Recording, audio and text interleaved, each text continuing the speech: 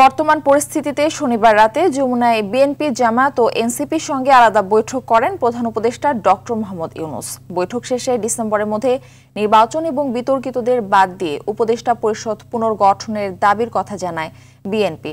আর জামায়াতের আমির ডক্টর শফিকুর রহমান বলেন, সংস্কারের আগে নির্বাচন হলে জনগণের আশা পূরণ হবে না। এছাড়া এনসিপির সঙ্গে ছাত্র উপদেষ্টাদের জড়িয়ে পদত্যাগ করতে বলাকে রাজনৈতিক উদ্দেশ্যমূলক বলে মন্তব্য করেন নাহিদ ইসলাম। নাজমুল হুদার রিপোর্ট। প্রধান উপদেষ্টা পদত্যাগ করতে চাওয়ার খবর প্রকাশ্যে আসার পরই অস্থির হয়ে ওঠে দেশের রাজনৈতিক পরিস্থিতি। এরপরই শনিবার রাতে যমুনায় বিএনপি, জামাত ও এনসিপির সঙ্গে জরুরিভাবে বৈঠক করেন ডক্টর মোহাম্মদ ইউনূস।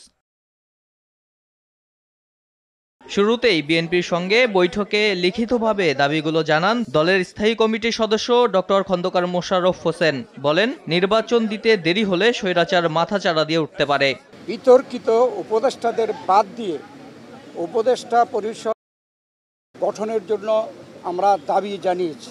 নির্বাচন সংশ্লিষ্ট সংস্কার কার্যক্রম অবিলম্বে সম্পন্ন করে ডিসেম্বরের মধ্যে জাতীয় সংসদ নির্বাচন অনুষ্ঠানের জন্য দ্রুত একটি রোডম্যাপ প্রদানের দাবি আমরা জানিয়েছি।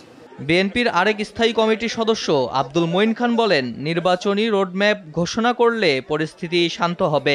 আমরা স্পষ্ট ভাষায় বলেছি, আজকে বাংলাদেশে যে নৈরাজ্য হচ্ছে, যে আইন শৃঙ্খলা পরিস্থিতির অবনতি হচ্ছে, এক অ্যানাউন্সমেন্টের ফলশ্রুতিতে বাংলাদেশের শান্তি, শৃঙ্খলা এবং গণতন্ত্র ফিরে আসবে। এদিকে জামায়াতের সঙ্গে বৈঠকের পর দলের আমির ডক্টর শফিকুর রহমান বলেন, সংস্কার ও নির্বাচনের সময় দীর্ঘায়িত হলে দেশে সুষ্ঠু নির্বাচন সম্ভব হবে না।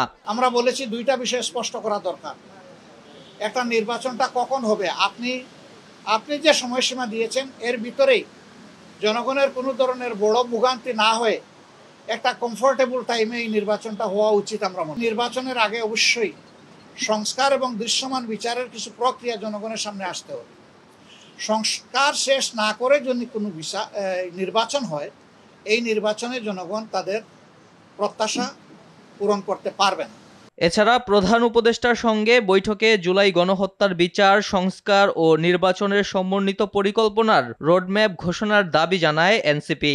শেখ হাসিনার আমলে হওয়া জাতীয় এবং স্থানীয় পর্যায়ে সকল নির্বাচনকে আমরা আনুষ্ঠানিকভাবে অবৈধ ঘোষণা করতে বলেছি। ইলেকশন কমিশনের উপর আস্থা রাখতে পারছি না রাজনৈতিক দল হিসেবে। সেই ইলেকশন কমিশন পুনর্গঠন করে স্থানীয় সরকার নির্বাচনের দ্রুত আয়োজন করা হয়। ছাত্র উপদেষ্টা যারা রয়েছেন, গণঅভ্যুত্থানের প্রতিনিধি আকারে তারা গিয়েছে, আমাদের সাথে তাদেরকে জড়িয়ে ট্যাগ দিয়ে তাদেরকে পদত্যাগ করতে বলাটা রাজনৈতিক উদ্দেশ্যমূলক বলে আমরা বলেছি।